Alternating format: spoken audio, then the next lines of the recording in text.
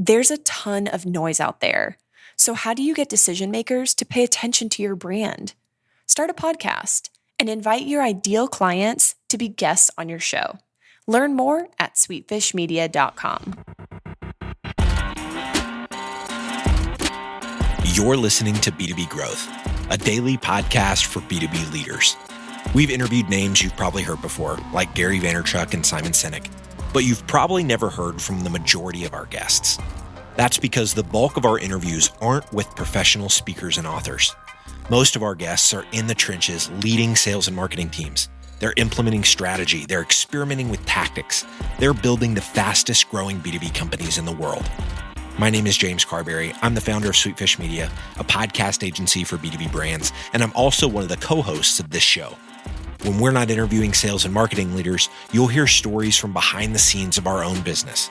We'll share the ups and downs of our journey as we attempt to take over the world. Just kidding. Well, maybe. Let's get into the show.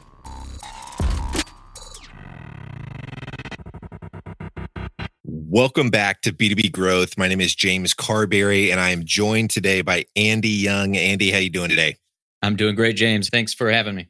I'm excited to chat with you today, Andy. You are one of my, I talked to so many people on this show that are not in my own backyard, but you're right here in Orlando. And so we have went to lunch multiple times and really excited to finally have you on the show. So if you're listening to this and you haven't listened for long, you wouldn't know that we do a bunch of different series with this show. And in this series is called Content-Based Networking. So Content-Based Networking is the category that we're trying to build here at Sweetfish. And content-based networking is all about trying to collaborate with your ideal clients, potential referral partners, and industry influencers to build meaningful relationships with them by creating content with them. And so Andy is a financial planner and financial advisor, and he has taken to this strategy. And so Andy, I would love for you to just give a little bit of context as to kind of who you are, the firm you work with, and then I want to get into talking about content-based networking with you. Sure, James. So for myself, obviously, as you introduced, I'm a financial advisor here in Orlando, Florida. So I primarily work with people that are trying to figure out what are the next steps that they need to take to improve their future. And that could be anything from cash flow management to how do they maximize their retirement. And what we found is when we were starting to look at the beginning of 2018, I'm a heavy podcast listener. I enjoy it. I spend a lot of time in the car, and it's a way that I can continue to educate and connect for myself. So I thought of the concept of, hey, what are the opportunities out there that we can directly link up with people? If you want to find a way to clear a room really quick, go into a room and tell them that you sell life insurance or that you do financial stuff. It's the quickest way to clear the room. So you have to have a way that you can relate and talk to people. And this was a perfect opportunity. And by happenstance, James, I met you at an industry event that was here in Orlando. And it was just the perfect time that it collided so that we could work together and collaborate on how would this look. Yeah. So talk to us a little bit, Andy, about your show is about to launch, but you've thought a lot about the strategy, the types of people that you're going to feature as a guest on the show, the type of content that you're going to be talking to them about. Can you talk to us a little bit about what your show is going to be centered on and who are the people that you are going to be featuring on the show as guests? So we thought about that to try to think, what are things that people want to listen to when it comes to this? And a lot of that are the champion stories, the people that have overcome the odds, that have been able to make an impact in their community, hence Orlando Impact. So we work with a lot of our clients that we call our life wealth champions, people that have kind of spearheaded efforts in the community in their lifetime to make a difference. So we started with that initial concept that we said we have a lot of these people that we interact with on a daily basis that are doing things to make a difference, and people should hear the stories behind, they've been in the spot that you might be in right now where it's, they're right there at the end that they're like, forget it, just shut it down. There's no way this is going to work. And then something happens. There's a blessing in their life that all of a sudden they turn the corner. So hearing that was impactful. It was empowering. And from some of the interviews that we've done leading up to this launch, what I found that shaped that conversation, it kept coming back to people that wanted to give. They wanted to Mm. give from their heart. They wanted to give from knowledge that they've been able to get along the way. And I've wound up in front of a lot of people that have charitable causes on their heart, people that are trying to do more. So I've been helping with that so that now we can take that message out to people at a larger audience to explain to them how are you able to give in the best way possible and what difference can it make. Mm. So that's been a major factor for us. I love it. So, Andy, talk to us about how you guys have gone about finding these guests versus kind of the old way of how you guys tried to kind of book appointments with folks or try to get in front of your target audience. Yeah. So I'm sure everybody that's out there listening that you're probably on LinkedIn. I am as well, and I've used LinkedIn to in the past. Maybe you just try to sit down, that you have coffee, you have an introduction to somebody, and you're just hoping to connect, and that maybe you earn an opportunity to be able to work with them in a business capacity. The old school financial way is you just pick up the phone and I've had people before tell me, "Hey, Andy, just go grab the phone book and start calling people and ask, hey, do you need somebody to help you out with your financial stuff?" It's a very old school mentality with that. So it's new in my mind to our industry to have this type of setup. But the way that we're doing this is we're reaching out, that we're looking at the people that we want to meet with, that are driving the organizations and causes that we hear about daily in Orlando. And those aren't people that you're going to easily just walk up to and be like, "Hey, by the way, Melissa, I would love to talk to you about your wealth management." Yeah. Yeah. But if I can introduce and say, "Hey, Melissa, I would love to have you on our podcast. We showcase people in our community that are making a difference. They're making an impact and helping others." And I've yet to have anybody that said, "No, I don't want to do that." Yeah. Yeah. It's such a game changer. And what I love about what you guys are doing, Andy, because most of the shows that we produce are for kind of brands or companies that have a national reach. And with you guys, I'm sure you work with some people outside of Orlando, but your show is branded Orlando Impact. So obviously the people that you're trying to connect with are in our city. Are you doing these interviews? Are they coming to your office? Are you going to them? How are you structuring that? Because I think there's a unique element of you actually getting FaceTime with people throughout the interview process that even we don't get with this show with B2B Growth. We have to do these interviews remote. But so walk us through that. Being able to sit across from somebody really makes a difference to me.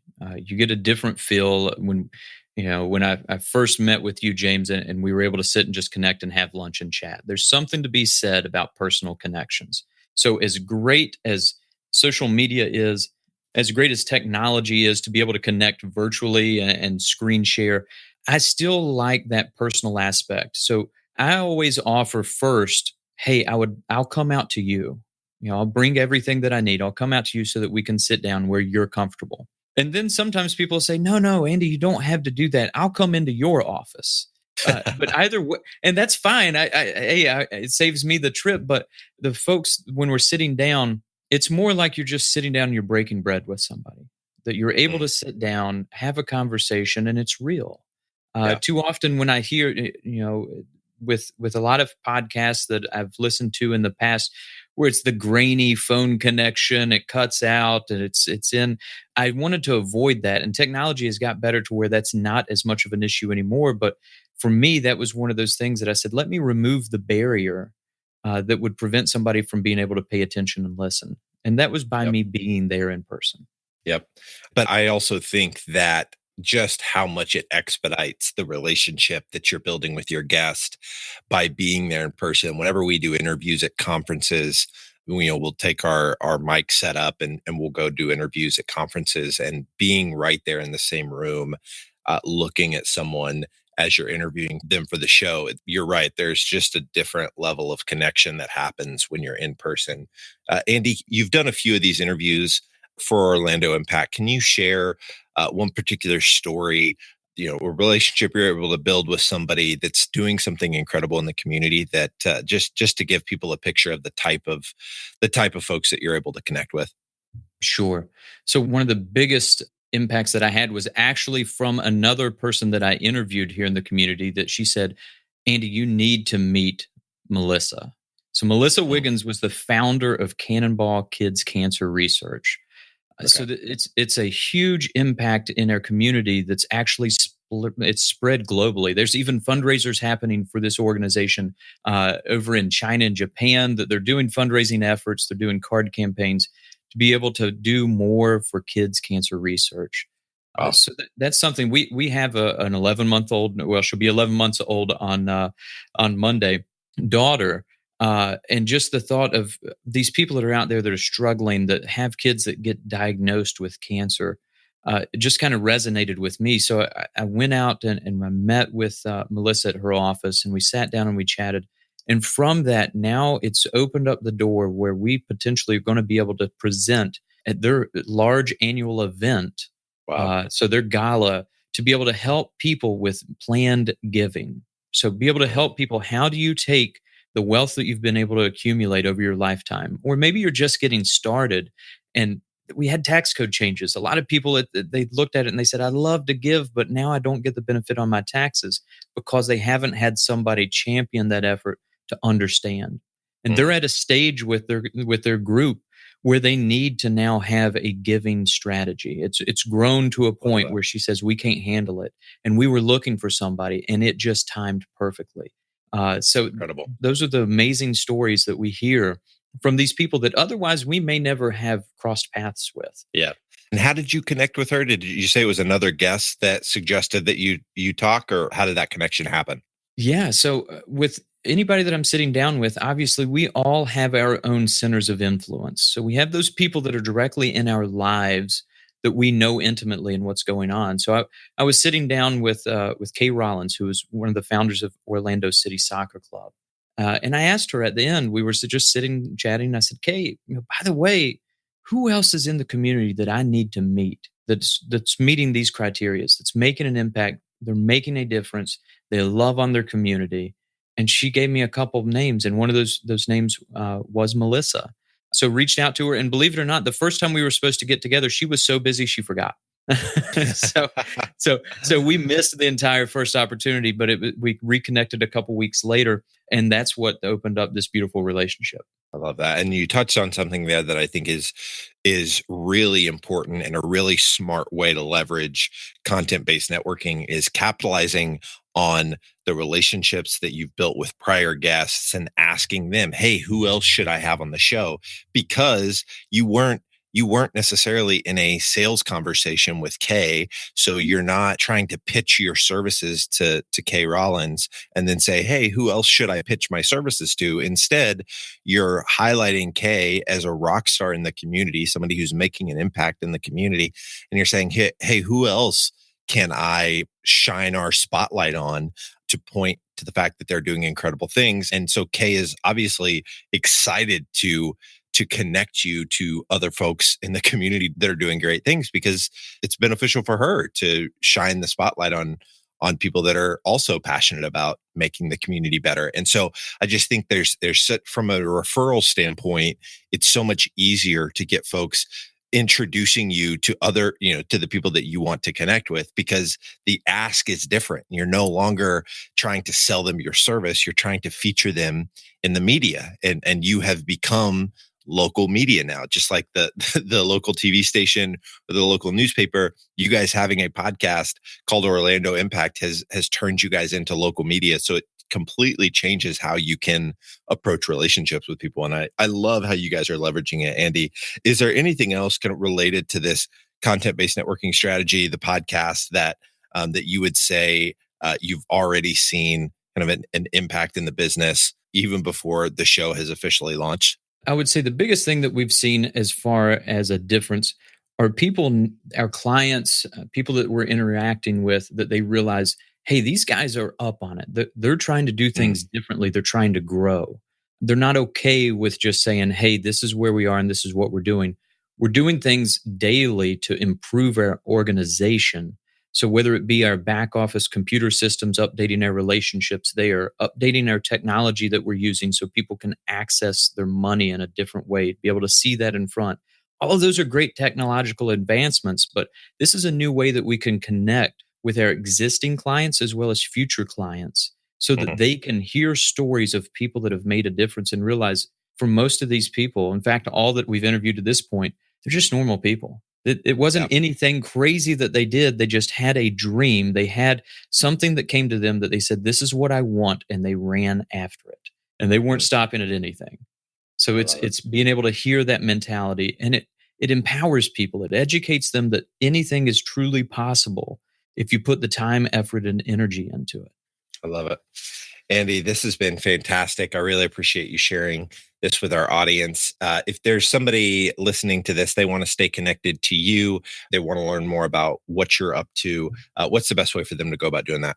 Great way to do that is on LinkedIn. So my handle on there is AE Young VT, or you can follow on Instagram. I share my content on there as well. It's Andy Young LWG.